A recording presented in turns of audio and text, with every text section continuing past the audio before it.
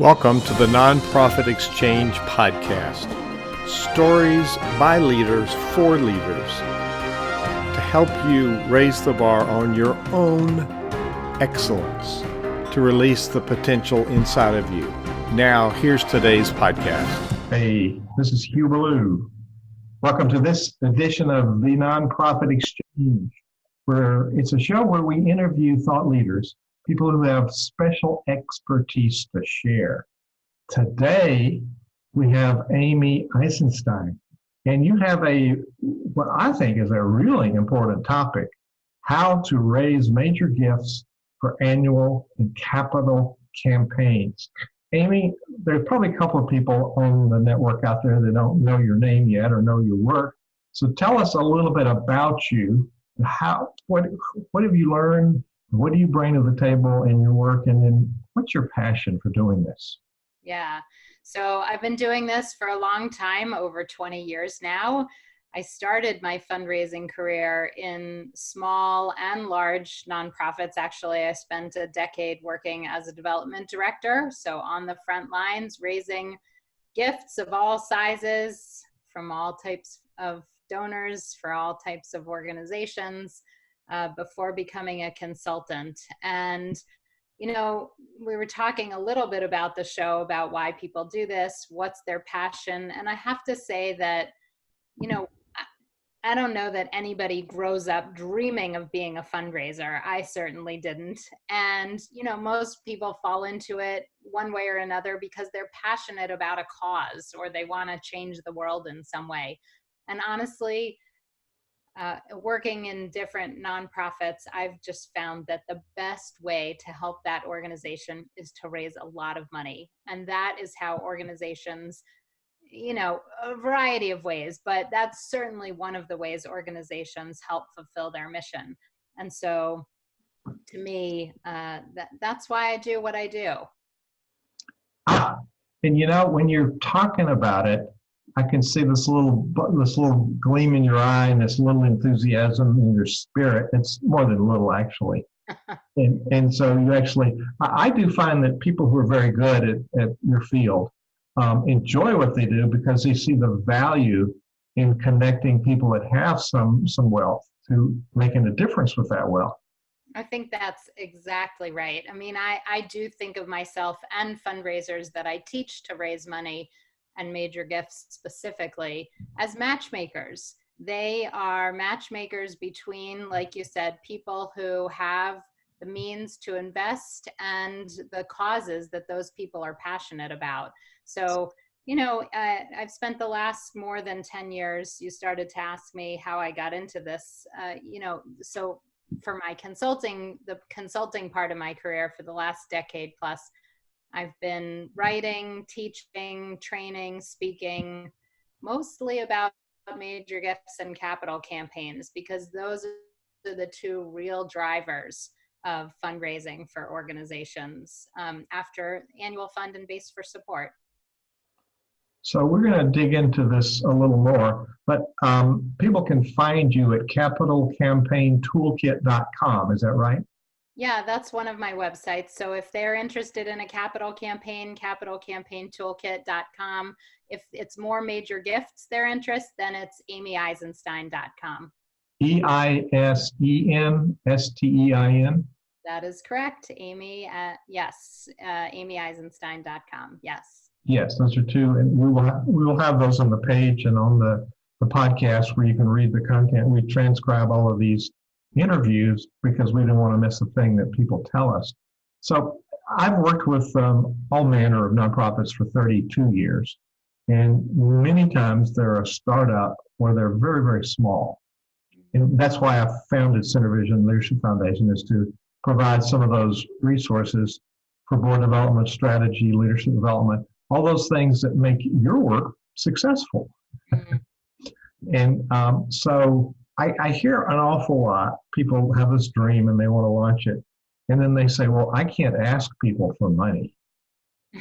So why is that so hard for people? There's a barrier, thinking there's something taboo about the subject of money. And it's not really asking for money, is it?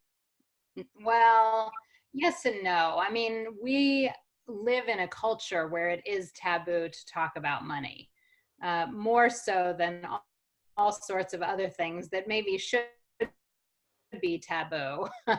But money is a tough topic, and we were grown up with raised with all sorts of negative connotations about money. Money doesn't grow on trees, or greedy, and there's all sorts of negative connotations about money. And so it is really, really hard, I think, for a lot of people to think about asking for money. And one of the things that I'm focused on in my teachings is that you're not asking for yourself.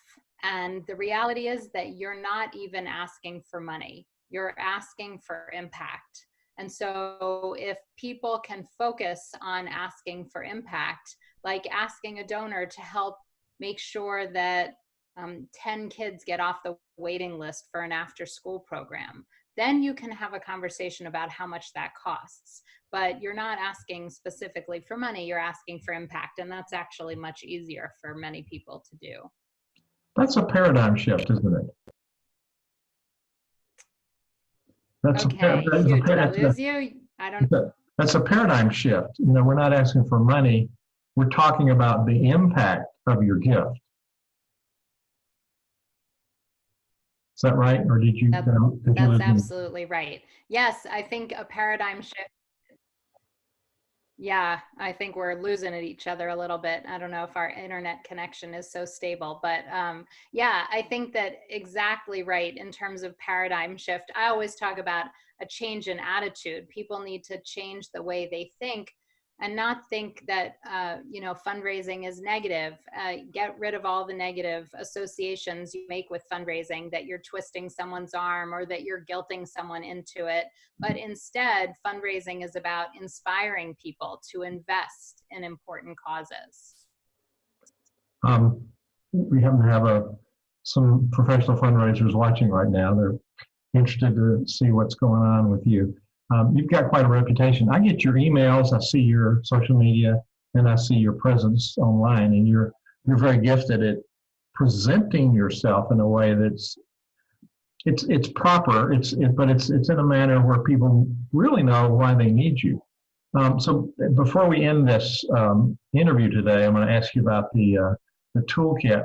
But let's start with we're talking about an annual and a capital campaign. That's in our title here. So maybe we ought to distinguish up front what's the difference in those two. Yeah, so I think a lot of people are confused about the difference between annual and capital. Annual, anything that you're raising for annual fund is money that you need to spend in this fiscal year, in this budget, and it's short term, it's for 1 year. So if we're going to use an analogy of a house, your annual fund expenses would be the heating, the electricity, grocery bills, those types of things. So program salary, same thing, rent, heat, electrical, those types of things. Capital are for longer term needs. And so when you think about a capital fundraising for a capital campaign, sometimes it is a building, often it is a building, and that's actually how we traditionally think about capital, but it can also be for startup long-term programs and services, equipment. So anything, so back to the house analogy quickly. So if your house needs a new roof, or a new hot water heater, something that's going to last 10 years, that would be capital expenses, but it also can be endowment, it can be scholarship, it can be anything that gets your program from one level of programs and services to the next level. So you might think about fundraising for a capital campaign when you're really ready to take a leap to the next level of service. So I guess the point is that you can fundraise with major gifts for an annual fund or an annual campaign or a capital campaign. It's just a matter of what you're going to use the money for. Is there an issue about timing with either one of those, time of year, time in the life of the organization? Is there a timing issue with either or both of those? I don't think so. I mean, an annual fund starts and stops every 12 months, depending on what your fiscal life cycle is. Your fiscal year may not be the same as what a donor's thinking about in terms of taxes or year end. So be aware and conscious of that. But no, I think that a capital campaign probably wouldn't happen until an organization is at least a few years old. And they have some annual fundraising and programs and services under their belt. But no, I don't think there's a timing issue there, except for that a campaign is multi-year. A capital campaign is generally multi-year, and an annual fund is in a single year. I was seeing an interview with a politician, one of our congressmen in D.C., and the subject of funding came up. And he was saying from the minute he's in office, he's in an active campaign to raise the money for his next election. And this was him. And he said the party requires that he raise this much money. And so and I think part of the timing is that we realize that we're always talking about the value proposition of what we bring to the world. And we're always telling people what the impact is of what we've done so far. And then we've kind of gotten to the place where we can make that ask, which I said we didn't make, but we gotta say this is what we need and make a specific positioning. So talk about the value proposition that attracts different funders, and then how do we have this conversation with people to really understand what they're interested in? Because we really don't want to be barking up the wrong tree, so to speak. We want to be talking to people that will support our cause. Yeah, absolutely. So one of the questions that I get asked most frequently as a consultant is, can you help me find major donors, right? Can you help me find new donors? And the issue that organizations face is that they really don't understand that their donors, their best major gift prospective donors, potential major gift donors for their organization, are already supporters of their cause or in their local community or in their sphere of networks. Never are major donors sort of people that are out there, which is a myth, a misconception that organizations think that if we only had access to Bill Gates or Oprah Winfrey or whatever philanthropist you might have in mind, that we'd be fine. But the reality is that organizations that raise major gifts know that those major donors are coming from their own community of existing donors, of existing supporters. And so, if you're starting there, then the value proposition is that those people you already know support your cause, at least a little bit. They may be small donors, they may be low-level donors, but what you're looking for is people who have a passion for the mission of your organization.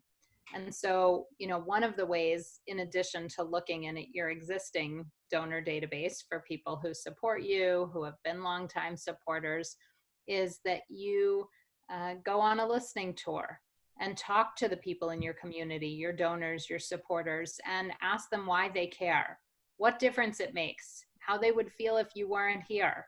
And so that you learn what the value proposition is for them, how important your cause is to them. And that usually that is what starts the donor relationship. Well, two things have come up in listening to your words. That want to define what a major gift is, explain that. And then this listening tour. That's fascinating. So it's the concept, I got an idea from the name, but explain how it works. So major gift and a listening tour. Yeah, it's funny. Usually I start with defining a major gift. So I'm glad you asked. And the reality is that a major gift is different at every organization. And if you're looking at it from the perspective of a donor, it's different to every donor. And so let's look at it the perspective from the perspective of a nonprofit organization. So to me, a major gift at an organization needs to be defined and can be defined in a few different ways. One is, if you have no other way to define what a major gift is at your organization, then then what I want you to think about is when you open a check from a donor that comes to your annual fund and it causes you to jump for joy and run down the hall and tell your colleagues, I mean, clearly that's a major gift for you. But all kidding aside, what a major gift is, I want you to think about if you spend the time to go out and talk to a donor and sit down for coffee and ask for a certain level gift, is that worth your time? So I would ask you to think about, is it worth your time to go out and ask a donor for $1,000? Is that a good use of your time? For some of you, it's going to be absolutely, that's a great use of our time. $1,000 is a big gift for us. We don't get tons of the gifts of that size. Great, that's a major gift at your organization. If you're thinking, no, we get enough of those in the mail, online, through events, those types of things, well, then maybe a major gift at your organization starts at $5,000 or $10,000 or $50,000, depending on where you are. You know, when I worked, one of my jobs was at Rutgers University before I became a consultant. And there we talked about a major gift at the $25,000 level. Well, right down the road from Rutgers is, of course, Princeton University. And, you know, they didn't start talking about a major gift until 100,000 or more. And this was over a decade ago. I'm sure it's $1 million and up now. So you really need to be aware of who's in your database, who's on your board, who you have connections with, and the donors that are currently in your database. That will help define what a major gift is at your organization. But it's really any gift to me that moves the needle, that makes a difference, that really has an impact. That's a major gift at your organization. And that's a good lesson not to overlook anybody, because some of the least suspecting people have means. Yeah. I mean, to me, you know, the really important key people to look for in your database are those who have been loyal donors, who have given once or twice a year or many times a year over a period of years, 3, 4, 5, 10 years, at any level. So I don't care if they've given $50 a year or $100 a year. If they're loyal, I want to know who they are, what their capacity is. Maybe they haven't given anymore because you've never asked them for any more, but they're extremely loyal to your cause and your mission. Yeah, I worked for a mega church in Atlanta at one time, and the preacher had made 14 lunch visits to raise $18 million, and he had a specific ask. And then he read in the paper months later, after construction started, that one person had given a large sum to a university, and they named the building. And he called the guy up and says, "I'm sorry, I asked you for too small an amount." That was the other end of being bold. But underneath that, there was a relationship that had been built for many, many years.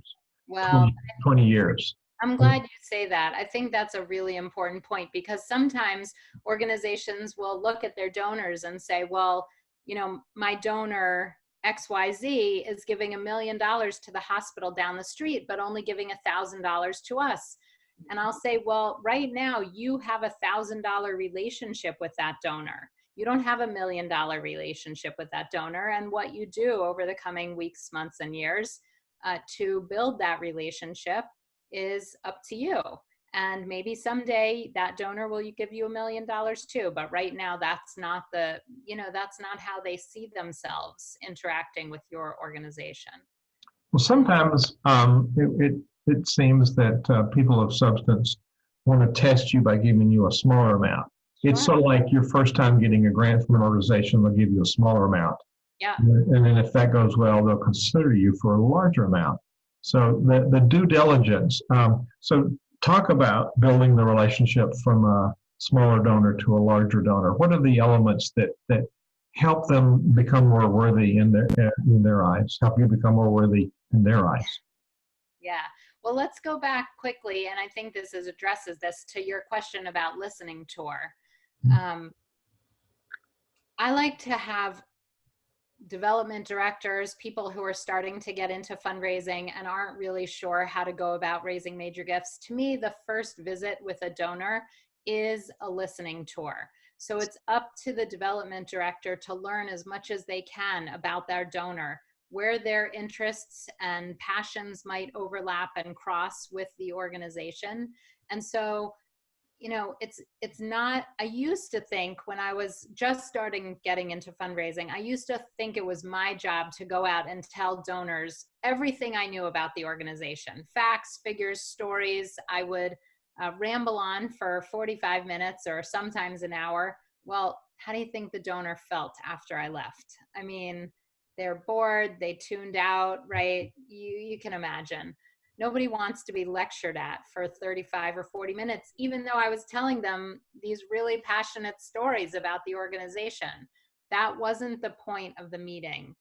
And I missed the point, and I didn't get big gifts until I figured out that fundraising is about good listening. There's an expression in fundraising that you listen your way to a gift. And I think most people don't really understand what that means. But it's about learning enough about the person sitting across from you to understand what would really make them feel great. When fundraising is done well, the donor feels great about their gift. So I want you to think when you're asking for a gift, if the next day the donor is saying, Amy really shook me down. She guilted me into doing this. I'm never going to pick up the phone when Amy calls again. Or are they going to say, I did the most amazing thing yesterday. Yes, it has nothing to do with giving away $50,000. It has to do with the kids I'm helping, or the people I'm feeding, or the animals I'm saving, or the diseases I'm curing. And I feel really good about it. So that you've done fundraising right when you've listened your way to a gift so that you can connect the dots in terms of what would make the donor, the person in front of you, really grateful that you helped invest their money in the community in the way that you are. I was part of a church staff, and they hired a fundraiser to come to a capital campaign. And somebody said, I'm going to give till it hurts. And he said, no, give until it feels good. To your point on the donor should feel like they've done something significant. So the listening campaign. Who do you listen to? Yeah. So you listen to your donors, your biggest potential donors, right? I always tell development directors that part of the challenge when I go into an organization and I see that they're not raising major gifts, or they're not raising major gifts well, is that they're so often busy cultivating, building relationships with all their donors, or trying to, that they're really not making headway with anybody. And so my best advice is to pick your top 20 prospective donors. Figure out who in your database is most likely to give you another big gift, or significantly increase their gift, right? We're not starting from scratch. We're not starting with new people. We're starting with your existing donors and looking at them and saying, how can we engage them more fully? How can we, so like I said, pick 20 people for the next 6 months and get to know them. Go out and listen to their stories, get to know why they give, why they started to give to your organization, why they care about your cause, and what would motivate them to give more and get involved in a bigger, deeper way. What's the percentage of the conversation that you're listening and they're talking? What percentage do you listen and what percentage do you talk? Yeah, so I would say that if it's a one-on-one conversation, just two people, that you as the fundraiser should be talking no more than about 30% of the time, 35% of the time max. And the person sitting across from you should be doing 70% of the talking. And the way that that happens is that you ask open-ended questions. And so you don't want to ask, do you like our organization? The answer is yes or no. That's a closed question and doesn't lead to conversation. But you can ask, what do you like most about our organization? Or what would you like to see improved at our organization? So ask an open-ended question. My rule of thumb is that if you find yourself talking for more than 5 minutes straight, it's time to stop and ask a question, because the person sitting across from you is about to zone out. And so really don't think of it like a presentation. You're not going in to make a presentation. You're going in to have a conversation. I guess part of that is how you set up the appointment. Sometimes I've gone to be listening with a person and they've surprised me and said, well, I wanted you to make a request. Ask for the sale. And Well, it's the first time. Yeah, you should be prepared to do that, right? So listen, in general, you don't want to ask for a gift on the first visit. However, when a donor says, how can I help? Or what do you need? Or what do you want? What are you here to ask me for? You need to be prepared to answer that question. Don't say, I'll get back to you. That's not a good answer. You haven't done your homework or your research. So know what you want to ask them for, and if they say, how can I help? You say, I'm so glad you asked. We'd love your help, right? This is the thing we're looking for. This is the thing we're hoping you'd consider, right? Well, development people have this stage they call cultivation. And so explain that a little bit so we're on the same page. And then so my mama taught me to be a gentleman, and there's certain things you do on a first date. That's right. Certain parameters, but you're so right. I was not prepared for that question, so it hit me broadside. So there's different stages in building a relationship, and so I've just become acquainted with that recently in my work with the Lynchburg Symphony, the cultivation. So would you explain that in development terms? Sure. So there are 4 steps in the fundraising cycle. Cultivation is step number 2, but let me put it in context. So when you're raising major gifts, or quite frankly, any type of fundraising, this fundraising cycle applies to, or steps apply to. The first is donor identification. Who are we going to raise money from, or who might we raise money from? Number 2 is cultivation. As you mentioned, that's the relationship building phase. That's when you get to know the donor gets to know your organization. Step number 3 is solicitation. That is the actual ask. And step 4, of course, is stewardship. That is the follow-up, the thank you, the gratitude.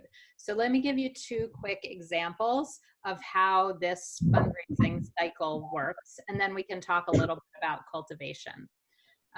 So let's say that you are selling a gala ticket or a raffle ticket or a golf ticket, any kind of ticket, and you ask your board members, help me fundraise and sell these tickets. So they identify, one of your board members identifies their next door neighbor.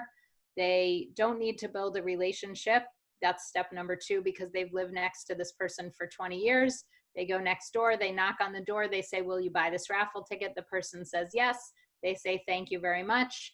All 4 steps, the whole process is done in 6 minutes. That's one type of fundraising. Then you've got major gifts. If you want to raise $10,000 from somebody, let's say, you may need to really think about, in terms of step 1, donor identification, who can and might give our organization $10,000. Who do we know in the community that could do that? Who's connected to us? Who's passionate about us? So it might take a few committee meetings, some research, some looking in your donor database over a few months of who could we potentially raise $10,000 from. Step 2 is cultivation. So now you've got a list of 5 or 10 or 20 people, and you say, okay, now we need to build relationships with these people. We need to introduce them to our organization. We need to give them a tour of our organization, maybe, if that's appropriate at your organization. We need to introduce them to the executive director or the CEO. We may need to introduce them to some clients. We need to go on a listening tour and learn about them. We need to invite them to volunteer. That's what cultivation is about. It's building a relationship between a potential donor and the organization. So what are you going to do to engage them, to get them involved, to get them to care more about your organization or cause? And once you do that for a few months, it's time to ask. You sit down in person. If you're raising a major gift, $10,000, you sit down in person with them at their home or office, preferably, and you say, all right, here's the impact that we think you want to have, and here's what that impact costs. Can you consider that, right? So we think you want to help find a cure for cancer. We're hiring additional researcher. We're hoping that you can help contribute to that, to supporting that person. So, whatever your ask is going to be. And then if they make the gift, or even if they don't, you're going to thank them. You're going to follow up. You're going to let them know how their gift was used. That's the stewardship part. So that kind of fundraising might take a year if you're in an annual campaign and you're raising major gifts. So donor solicitation takes a few months, or donor identification, cultivation. Solicitation actually is only one moment in time. So through that whole year process, the solicitation was only a 45-minute meeting. And I have a graphic that I put up when I'm doing other speaking, or when I'm doing a board retreat. I facilitate a lot of board retreats. And I show that the ask is only, 45 minutes out of a year-long process. And most board members and staff members, for that matter, don't understand the fundraising process. And there's so much more to fundraising than just the ask. It's being smart about it. It's in some sense the word a smart ask. Yeah. Articulating that very carefully. So you mentioned the board. Now, it would occur to me that part of your listening tour, if you're new, would be to listen to the board as well, to see who they know, what experiences they've had with donors. Elaborate on that if you think that's a part of the listening tour. Oh, absolutely. I think you should be meeting with your donors and getting feedback from them and recommendations and advice, at least on an annual basis. And especially if you're new at an organization, should be sitting down with every single board member to ask them why they serve, why they got involved, how they got involved, what their experience has been like as a board member, what they'd like to do. So yeah, you should definitely go on a listening tour with all your board members. I know with grant applications, they want to look at the board engagement and the board donor consistency. I mean, they want to see 100% donors. They want to see active board members. So we like to think, executives like to think that the board members are going to be part of the fundraising campaign. That's sort of idealistic thinking, but there is a part they play in all of this. And people, as I said at the beginning, a lot of people have this thing about money. They don't want to ask their contacts about money because I don't want to be begging. So there's that whole paradigm shift. So how do you empower the board members to find a role in this whole continuum of giving? Yeah, well, the first step is that everybody needs to give, right? That's the first step in creating a culture of philanthropy, ensuring that your organization can raise major gifts. The board needs to lead by example. And that means that everybody needs to make a meaningful and significant gift for their own personal budget. Now, that's different for everybody. For some people, it might be $100. For other people, it might be $100,000. Every board member should be making a significant and meaningful gift for them. So that being said, the next step after everybody gives is that everybody needs to help with fundraising. Now, 10 years ago, I would have said that means that every board member needs to ask, and I really do not believe that to be the case anymore.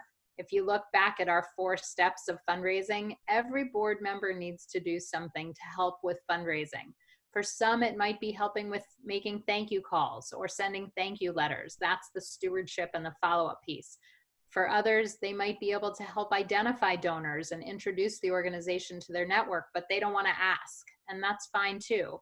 For others, they can help with cultivation and that relationship building, so bringing people on tours, going to meet individual donors and helping with those listening tours.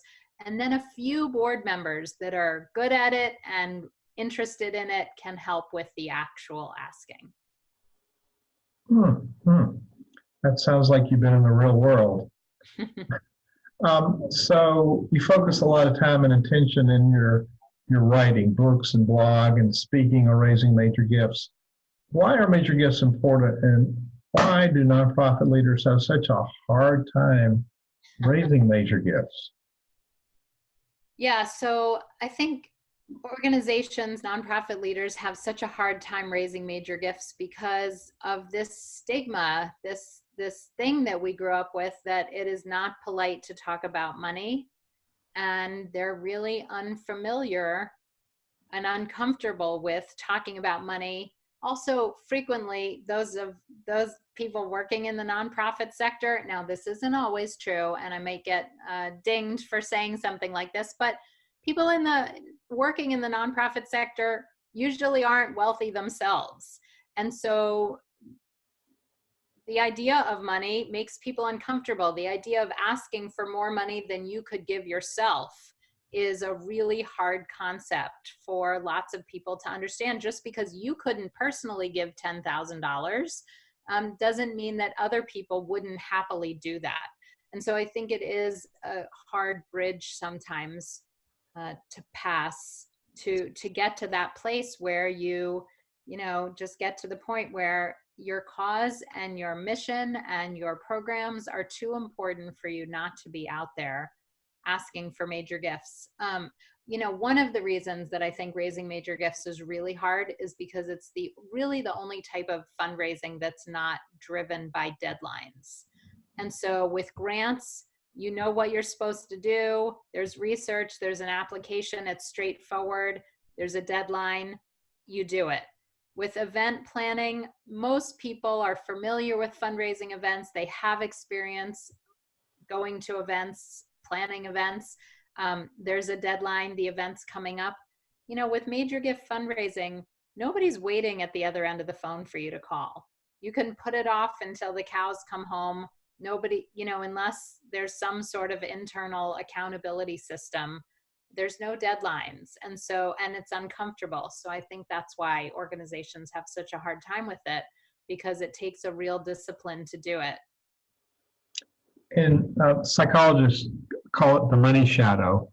One of my colleagues and friends, Dr. David Gruder, organizational and developmental psychologist, has written courseware on the money shadow. It's the negative stuff we tell ourselves about money. And actually, when you're going to talk to somebody, that works against you because they can sense something about it. So there's a mental mindset about this work, and we believe in it. We dedicate our lives to it, but then we dumb down. And Dan Pallotta has this TED talk on the way we think about charity is dead wrong, and it's that whole paradigm of nonprofit. And we pay people way too little money and drive them way too hard and burn them out, which is a huge crisis. Yeah. And so what about, and he talks about some of the myths. One of them is the myth of the overhead. How often does that come up in a donor conversation with major gifts? Sometimes it does and sometimes it doesn't. I think that really savvy donors and philanthropists are really well educated at this point on overhead. Some people still don't understand the need for it. I think it's something that we in the nonprofit sector have a responsibility to educate people on, that, that there is a cost of doing business, both in businesses and in nonprofits. And so without overhead, people are expecting us to solve the world's biggest problems: homelessness, poverty, disease, education, all sorts of huge issues, without having the tools, adequate tools and resources and staffing to do it, is just, I think it's probably why we are still where we are and haven't gotten farther, is because too many people believe that this poverty mentality, that a nonprofit should be impoverished. But to me, I want the best people working on solving the world's biggest problems. So I think we need to pay them a fair wage and give them tools and resources and current computers and all sorts of tools to help them succeed in solving the world's biggest problems. So I think overhead is absolutely paramount. Without overhead, you can't do an analysis of your programs and services, so you don't know if they're working or not. And so sometimes, donors will favor an organization because that organization is saying we don't have any overhead, or we only have 5% or 7% or whatever it is. Well, then, when was the last time you evaluated your programs and services? Do you even know if they're working? So to me, I'd much rather see an organization that's being run effectively, and does spend money to attract the best talent and uses the latest resources. Now, in thinking about the major gift and the capital campaigns, I know that grant writers who are very effective build in an administrative cost to administer the grant. Otherwise, it'll cost the organization money to deliver whatever service it is. And some grantors are even including what they call capacity building to do some infrastructure repair improvements. So when you're getting, like you mentioned, a major capital campaign for a building, well, there's this major maintenance thing. Is there part of the campaign that's major maintenance accrual account that goes into the bank? I mean, how do you think about the liability we're creating with that? Yeah, I mean, I think organizations need to plan well and articulate their needs adequately to donors, including the cost of fundraising, which is overhead. And so whenever we're doing a capital campaign budget, we always build in 10% at least for a fundraising budget or a budget for the capital campaign. Because to think that organizations can raise 5 times, 10 times, 20 times what they do on an annual basis with no additional staff or resources is not realistic. And so it is important to explain to donors, that there is a cost to raising money and to operating programs and services. So that's a realistic, and that's just being upfront about it and knowing how to talk about it without feeling embarrassed or make excuses for what is really good stewardship. So the stewardship is the fourth piece, and to me that means managing the money and reporting on it. But also the way you set it up, it's sort of like a continuation of the cultivation post donation.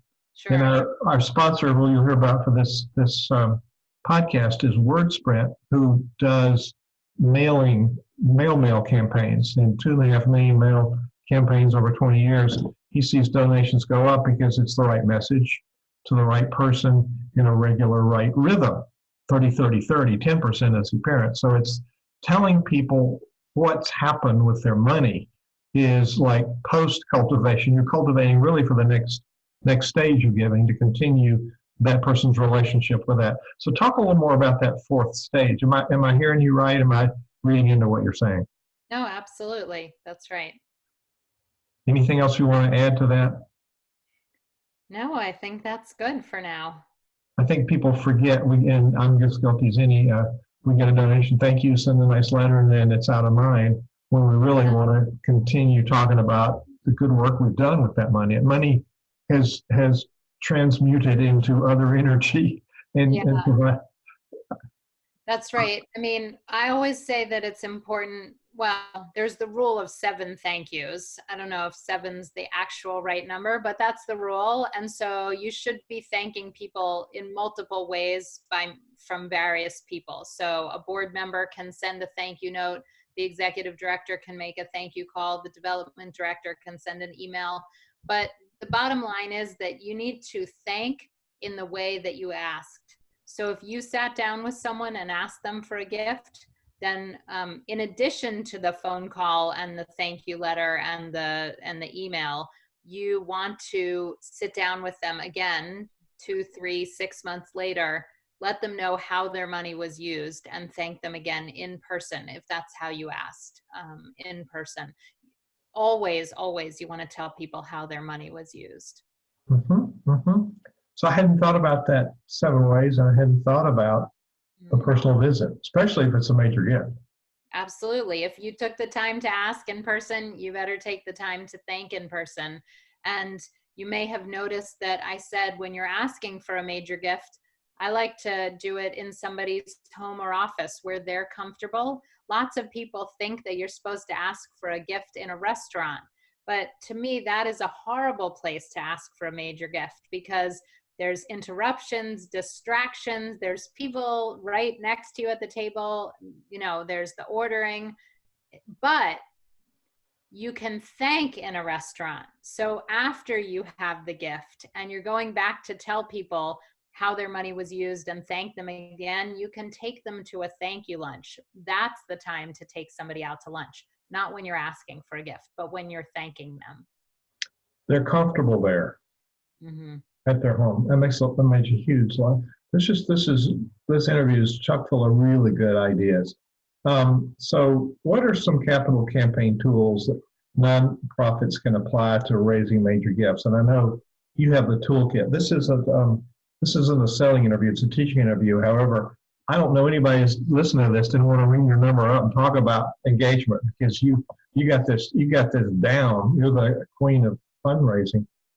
So you have a toolkit, but what major tools do people need generically? And then you want to tell us a little bit about your toolkit? Yeah, sure. Thank you. So I think there is a fair amount of overlap in the way that you identify donors, cultivate them, solicit them, ask for a gift, and steward them. The four things we've been talking about in major gifts on an annual basis and for a capital campaign.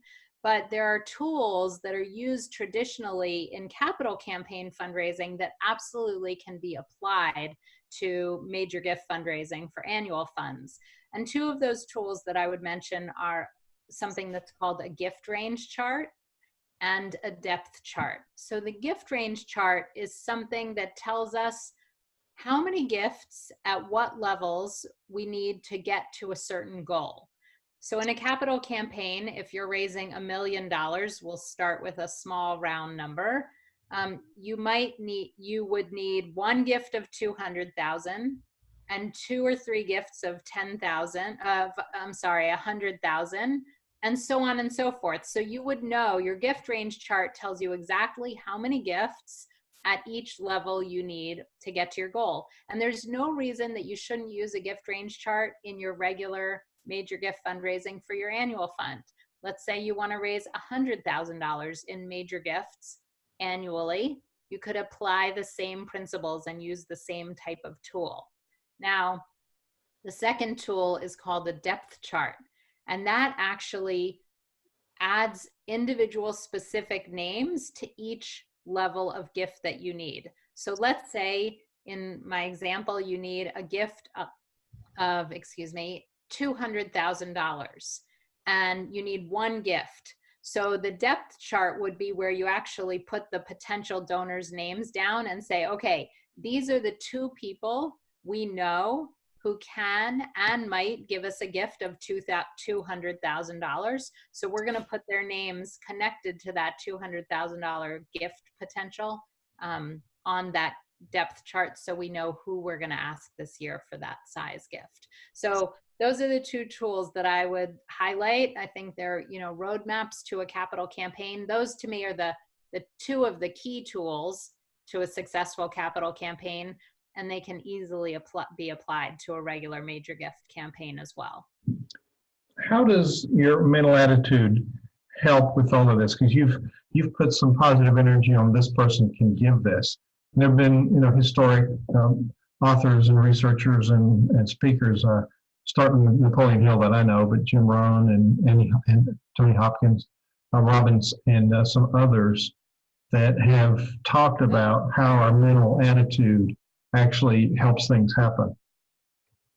Yeah, so you were breaking up a little bit, but I think you were asking about how the attitude of the asker impacts the donor. Is that? Yes. Yeah, the gist of it. To me, I think it is all about attitude. I actually have a keynote that I give called Happiness, Habits, and Major Gift Fundraising, Strategies to Survive and Thrive, because I do think that your positive attitude really significantly affects and impacts the way you're able to fundraise. And one example I give is how you ask a question. And so, and now I'm going to forget it because I'm on the spot, but it's something about, will you consider a gift, or, what would you like to do versus will you like to do something? So, oh, I know, sorry, it just came back to me. So calling a donor on the phone, one person says, do you want to meet? And the donor says, no, I don't really want to meet. But another fundraiser says, when can we meet? Right? It's just a teeny tiny shift in the language, but the outcome is very different. So do you want to meet from when can we meet? Right? So all sorts of subtle language changes and attitude, going from assuming that the donor does want to do something versus the donor assuming the donor doesn't want to do something.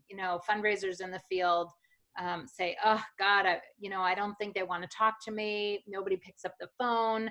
Calling is so awful. And other people say, you know what?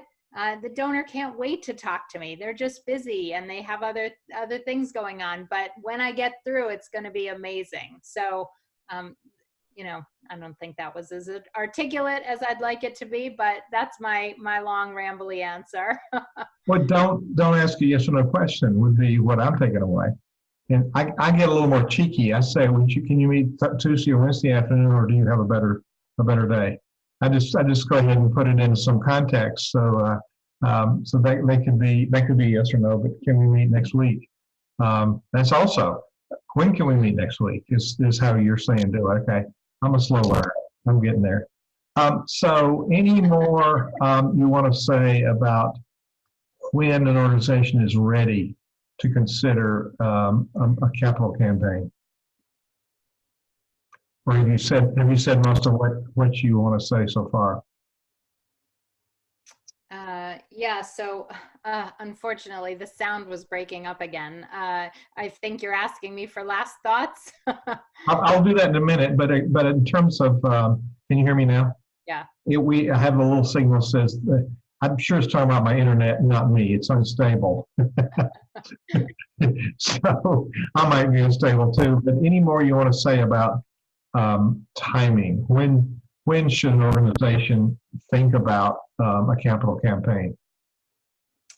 Yeah, so I think that when organizations should think about having a capital campaign when they are ready to move their programs and services to the next level, to really make a leap in what they are able to provide and accomplish. Sometimes that comes in the form of needing a new building. Sometimes it doesn't. So I want organizations to think about capital campaigns as capacity campaigns.